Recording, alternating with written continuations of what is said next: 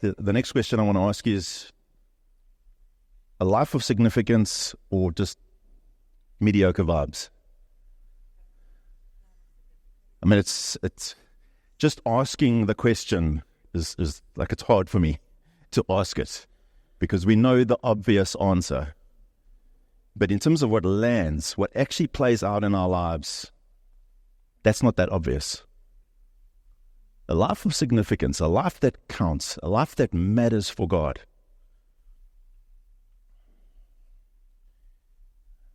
Especially for you students, you don't know the beauty of the opportunity that you have. There's a few old people that can look back on their lives and think, and there's little time when you get older. Do you know what? In God, He can bring greatness through our lives in ways that would astound us. But the stories of faith that we're going through is there to help us unlock what happened with the guys that went before us. How did their life play out? What was it that happened in their lives, and how did God work, and how did they respond to Him in ways that actually brought about great significance? So Stories of Faith is the series that we're on. We focused mainly on the chapter 11 of Hebrews, and that chapter starts with a verse that says, "Now faith is confidence in what we hope for and assurance about what we do not see." So we've spoken about the fact that we can look with natural eyes and we can see tangible things, we can see things unfolding in front of us, and our natural eyes is obviously limited to that which is natural and tangible. But then we have an ability to, in God and through His presence in our lives and His empowering, He gives us an ability to see things that you can only see with spiritual eyes. And when you see those things, where He might come with a word, He might come with direction, He might say, "This is what I want you to do." You don't know what it's going to mean. You don't know how it's going to play out, but you believe Him. You just take Him at His word. Because you're seeing Him even though you can't see Him. You're hearing Him even though there's not a voice. There's a prompting. There's something that comes to you, and as a result, you get to live your life in response to that, and now you're seeing very differently. And because you're seeing in that way, because you have this confidence in God, and you're taking Him at His word, you get to live radical obedience.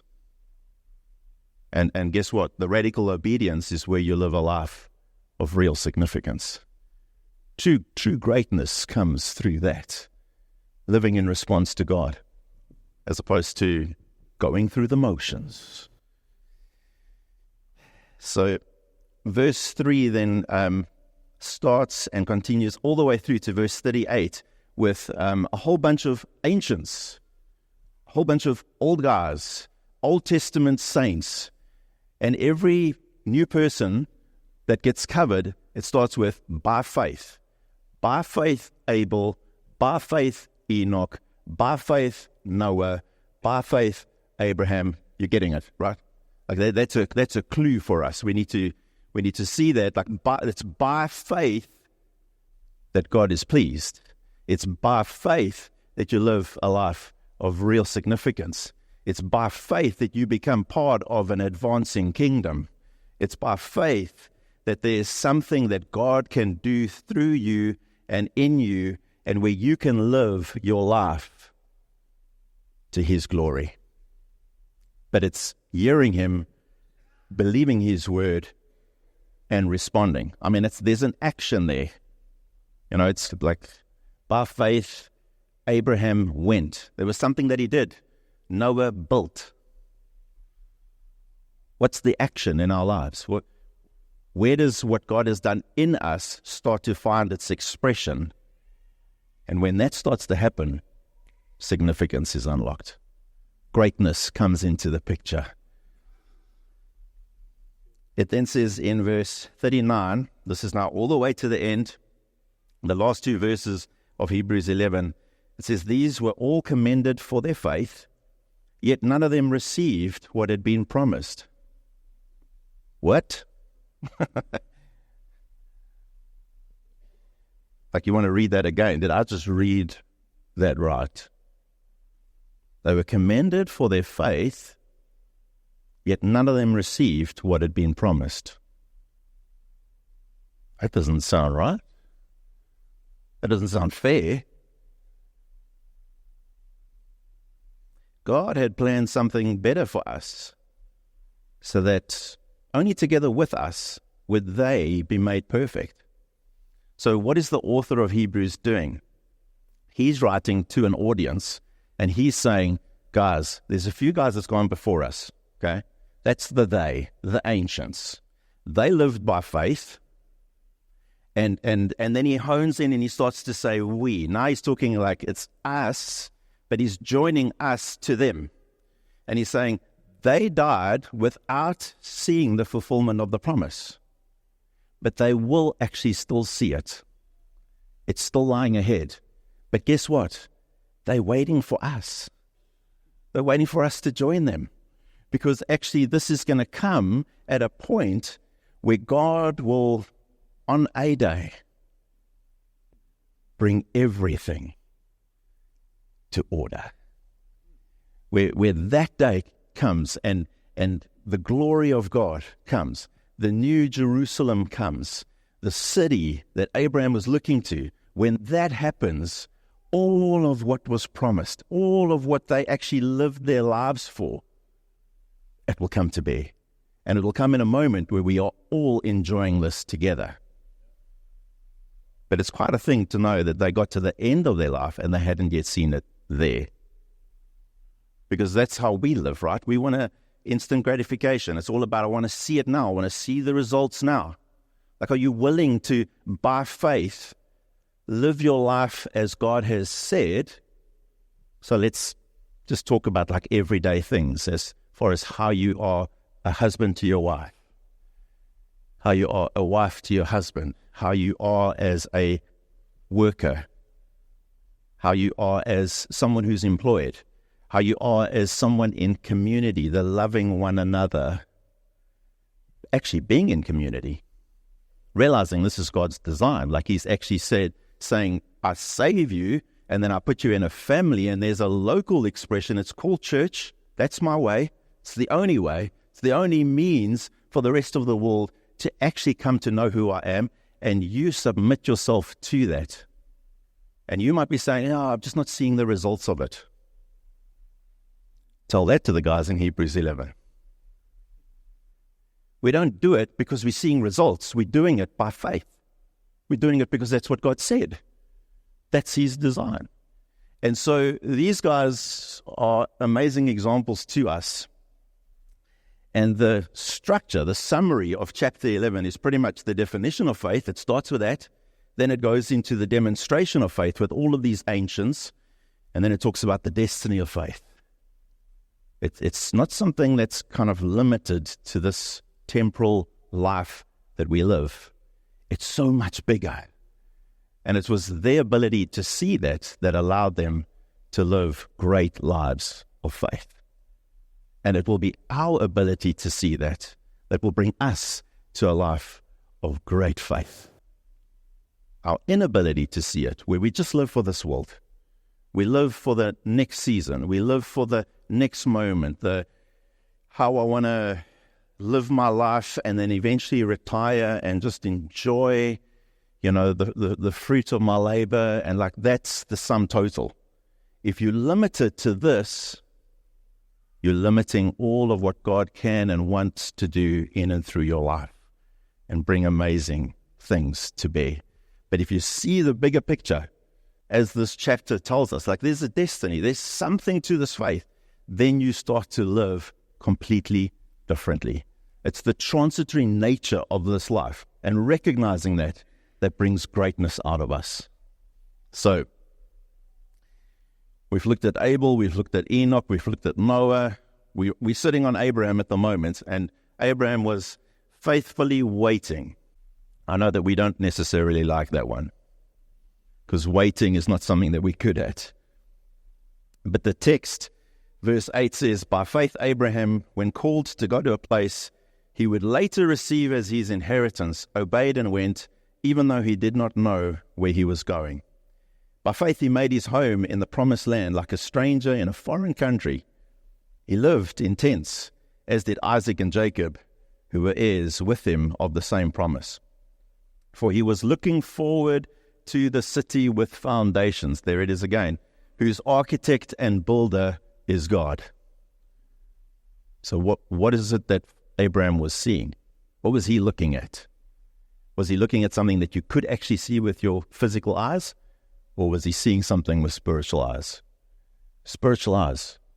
He was seeing a city that's spoken of in Revelation 21. Might want to go read that chapter. Beautiful chapter. Speaks about what's lying ahead. When you see that city, it changes how you live your life.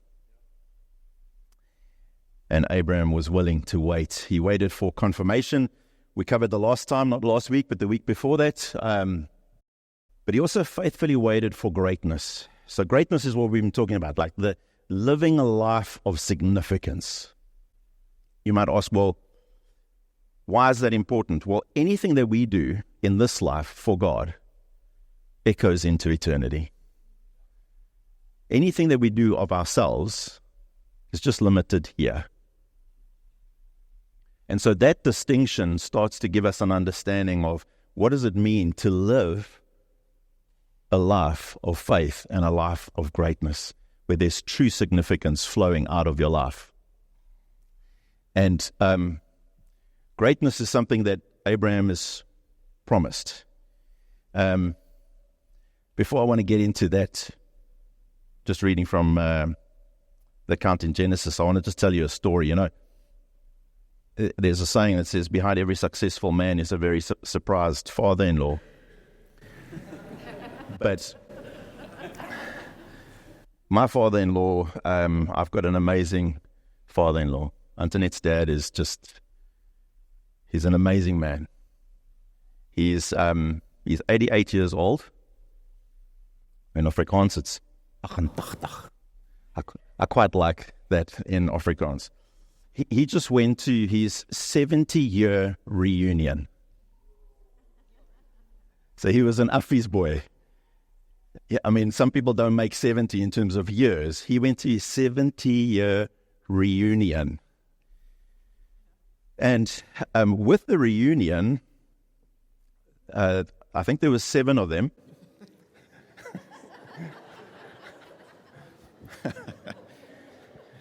The flights were too expensive. There was too many guys that just couldn't make their way. But with that came to light something that none of us knew. And him and another one of his friends, they were in the same grade, going to the same reunion. They played rugby together for first team Affies. But the two of them, and then another 2 guys that had passed on, the 4 of them came up with the idea that what about, like, we come up with a design for our first team rugby jersey. Because at that point in time, all the jerseys were the same. So we grew up in a culture now where we kind of know, you know, your rugby jerseys, they're all the same up until first team, and then first team has got like a special, unique thing. It wasn't always like that. And Affies just, they all had the same jersey. And they came up with the idea, like, why don't we just design a new concept, which they did. Then they thought, hey, like, prototype. So one of the guys, his older brother, had a white rugby jersey that he played for a club or whatever. So they get the white jersey and they go and buy ribbon, and they ask the one mom or one of the guys to sew, you know, those stripes of the Affies jersey on the sleeves, and they take it to the principal. And they say, we want to present this to you as an idea. And he loved it, and he approved it. And they had it made, and they played in that jersey. And for the last 70 years, that's the jersey they've been playing in. And so he gets called to one of the assemblies, him and another guy, if you could put that first pick up. There they are. My father-in-law is the number 14. Quite a studly Dudley for 88. But so they got acknowledged for something that they came up with. And it landed up in the newspaper. So just an amazing moment. And the actual accolade was recorded in the assembly, where the crowd just decided they're going to just, give them a hand, just an applause. So if we can maybe just see that quickly.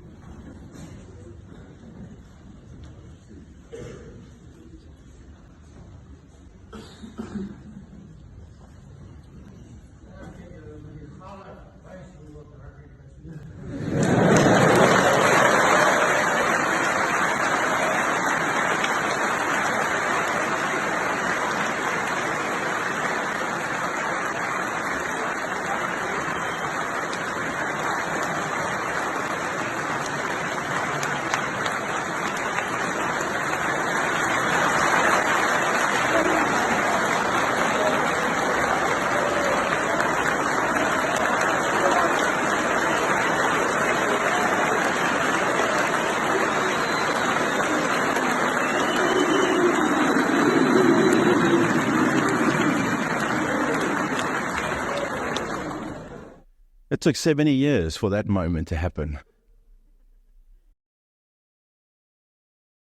You know what the most profound thing was of all of that? Is that none of us knew about it. I never told the soul.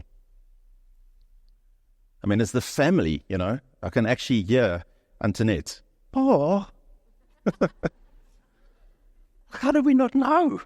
How did you do that and not tell us that you actually came up with that design? Like, because of you, every single year, the first team wears, and it's gone like even beyond that now. Ticks and whatever, like the colors, like you came up with it. 70 years and you said nothing. I think there's something in that. As far as the life that we get to live for God, where there's a delay in the accolade. And the question is, are we okay with that? Or do we want everyone to know that it was our design, our concept, our idea? We're the ones that shared the gospel to them, that we're the ones that brought them in. We're the ones that added to the church. We're the ones that served. Are we wanting people to know? So that our name can get a little bit of elevation? Or are we happy just to do things without anyone knowing, but knowing that God knows? Knowing that there's a delay in the accolade.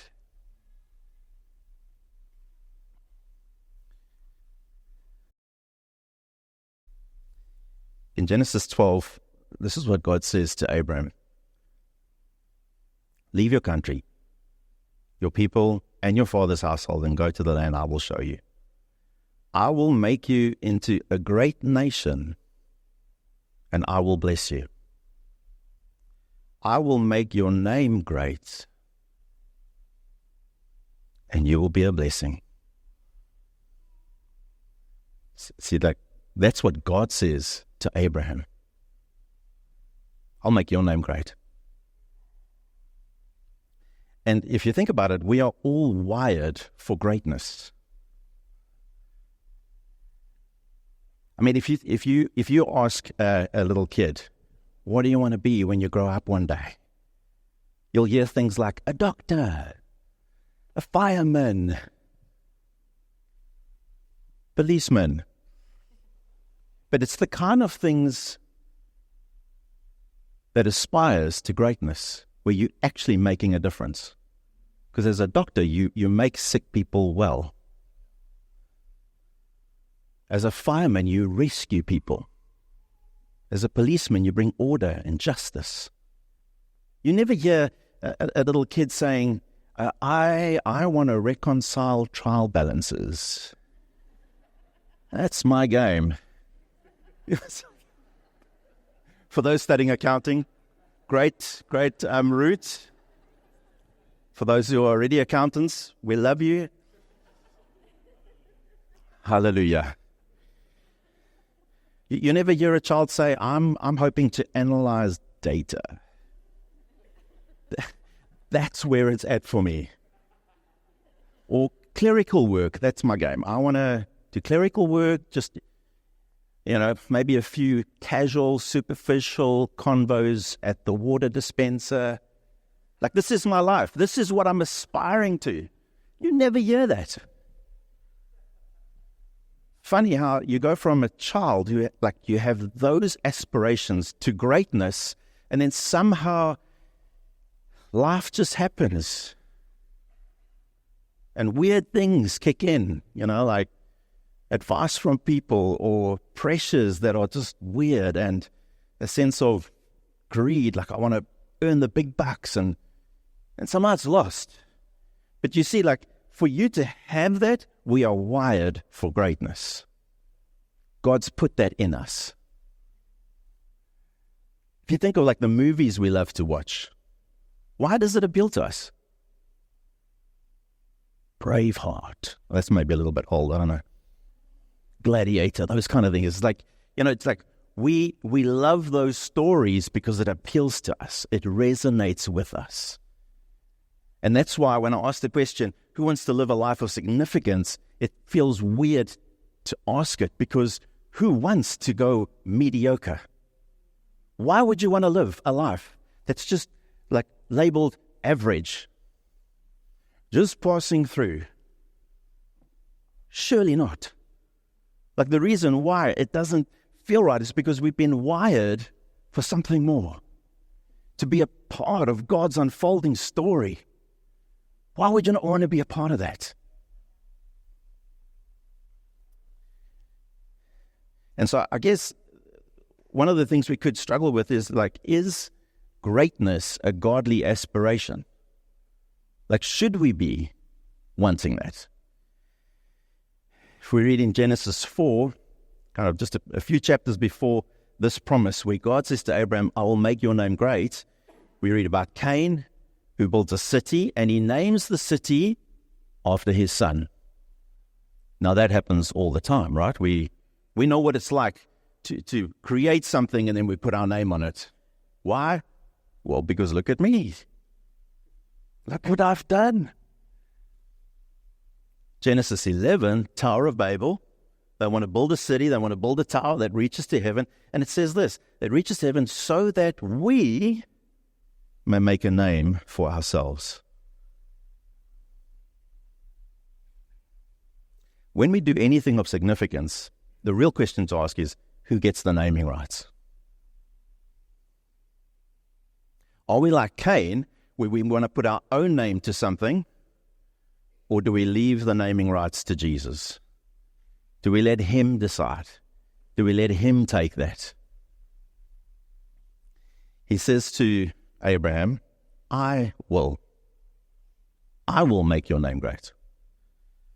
So God's not against greatness as long as he's the architect of it. See, our problem is we could aspire to greatness, but we are the architects of it. And the times that we want people to know about how great we are, that's us. Then we're the architect. We're the ones that's trying to get our reputation out there, or kind of cover what's happening behind the surface. We can get the facades going. I remember when we were still in Pretoria and we would arrive to church, and when your kids are young and it's just mayhem in the car.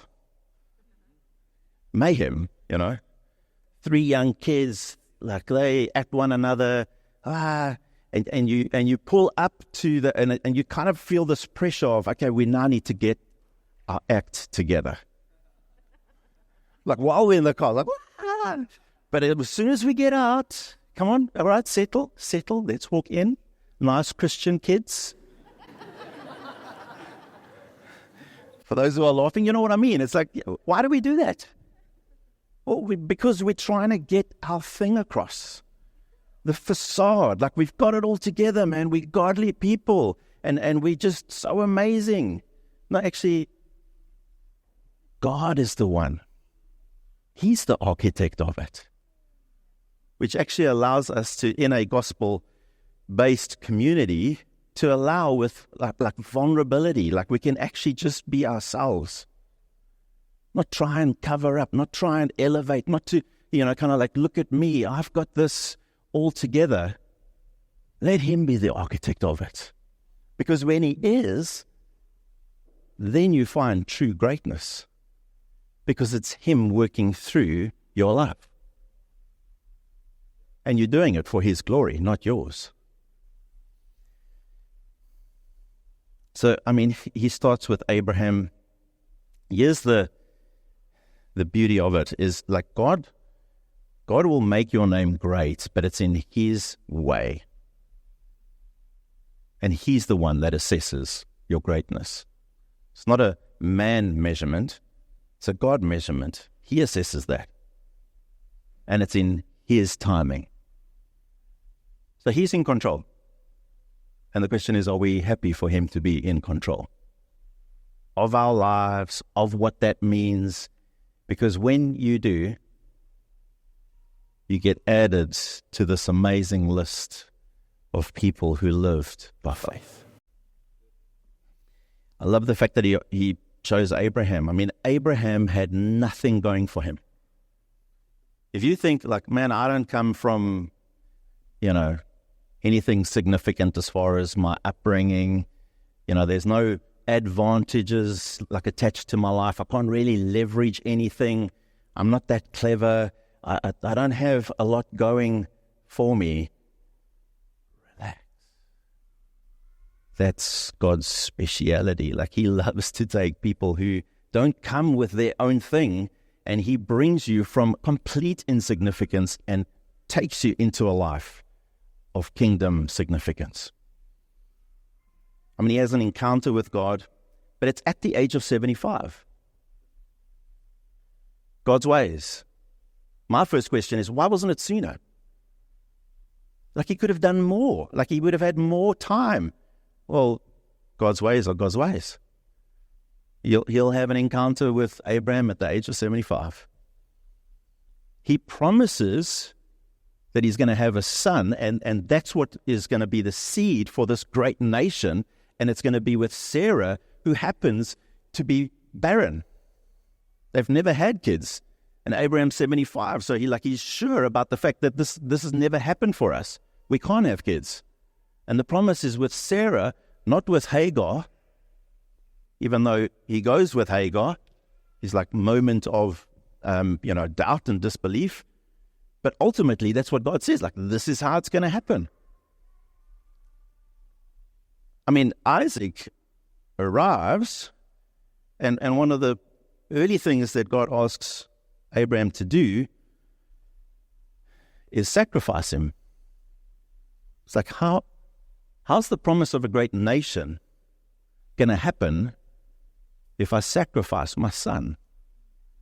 But he actually obeys God so much so that you can see that his belief in God is of such a nature that he's saying, even if my son has to be risen from the dead, I know God can do this. I'll rather obey God. But his ways are not our ways. When he gets to the land of promise, the Canaan, it's like, well, it's a famine. Who would have thought? But God's ways are his ways. And Abraham's not grabbing at greatness. When the opportunity came for okay, Lot, we're going to choose land. I'm going to choose land on this side or choose land on this side, but your choice. And Lot takes a look. He's like, this is way better. I'll take this. If Abraham was told, I'm going to make you a great nation and I'm going to make your name great, it would make sense to, let me move into the better spaces, not kind of give that option to Lot. He didn't have the promise. Why am I allowing him to take the better option? It's like when you're sharing the last bit of cool drink, And that thing of like, you pour, I choose. That thing happens. And then you kind of like, you're checking, okay, I'm going to take this one because it's just that little bit more than the other person. Like, that's our natural inclination. Something's got to come against that to say, you know what, look, you choose. Why? It's because Abraham was looking to another city. All of this, just temporal. Like, I know God is going to take me to that. I know that He is going to make me a great nation. He's going to make my name great in His way and in His timing. I don't have to grab at anything. It's quite a challenge, right? So are we living for the applause and the recognition of men, or are we living for the audience of one? It's a great question to ask. God delights in making men great, provided that He is the one doing it. In Hebrews 11, verse 8, it says, by faith Abraham, when called to go to a place he would later receive as his inheritance, obeyed and went, even though he did not know where he was going. He would later receive. I wonder, like, as far as the exchange with God, like God said, this is what I'm going to do, but it's going to happen later, that Abraham would be like, okay, so with that later thing, just checking, how much later? Because that's what I would ask if it was me. And God would just say, no, don't worry about that. The timing of that, that's mine. You just need to go. It's incredible to just know this reality of God being in control and us allowing Him to do what only He can do, because we're living in a temporal space.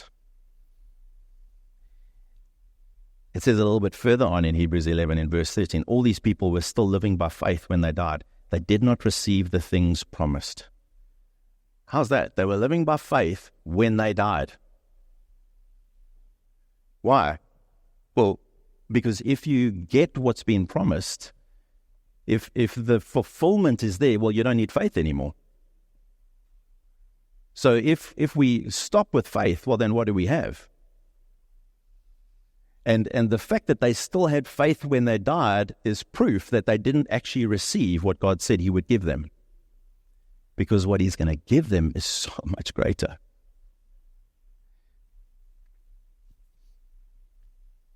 And now you think of the life of Abraham. Little evidence of like the story that he actually enjoyed the prestige of greatness that God said He would make him, as far as the nation and his name would be great. He didn't enjoy it while he was living. We start to see it after he's died. Like, he becomes the example that Paul says, there's our example of justification by faith. Abraham. James talks about him as he was God's friend. And he's the example that we look to as far as a fullness of life that comes as a result of saving faith, where he lived out this life in a way that was transformational. A beautiful life of obedience. So now it's like in the New Testament, Abraham, yes, great guy. As far as the Jews are concerned, he's our biological father. As far as Christians are concerned, he's our spiritual father. He's the father of our faith. So now all of a sudden the greatness is there, but not while he was living. Happened after. And as far as what we read a little bit earlier, like, there's an aspect to his greatness that's still waiting. Because if we're looking at eternity, it's a different paradigm altogether. So there was I'm going to end with this, a guy by the name of Sir Nicholas Winton, who lived from 1909 to 2015. He was a London stockbroker in his early 20s. And in 1938, he heard of the persecution of the Nazis. And with World War II looming, there was a desperate need. And kids were being taken to concentration camps. And he heard of this, and he decided that he's going to take his 2-week holiday, cancel the holiday plans, and he's going to Czechoslovakia, which is where a lot of this was going down. And in his 2 weeks, he registers 900 kids their names. The parents come to him, meeting in a hotel room in wherever it was, and he's registering 900 kids to get them out to London, and at the same time he's arranging for foster homes in London, all happening in 2 weeks. And then he ends up leaving Czechoslovakia, but he puts 2 people in place to make sure that these kids get onto trains. And then he's on the other side in London with all the families, and they come with their little bag and their little name tag, and he's got his list on the other side, and he's putting them with families, all happening in 2 weeks. 7 of the 8 trains made it, which meant 669 kids were rescued. And as a result of that rescue, they got to start a new life. They traced 307, they're all in their 70s and 80s now, these kids. They traced 370 of them. And just amazing stories.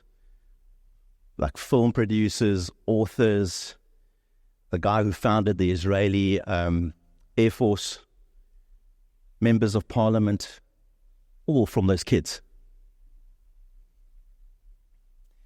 And descendants of the 370, numbering beyond 6,000. 2 weeks. But one of the amazing things is Sir Winton never spoke about it. Not even to his family. No one knew. And it was 50 years after it happened that his wife was clearing in the attic and sorting things out, and she came across a book with all the names written, and she went to him and said, "Nicholas, what is this?" And he explained the story to her, and she said, "Would you mind if I explored this a little bit further?" And he reluctantly said, "Yeah, okay."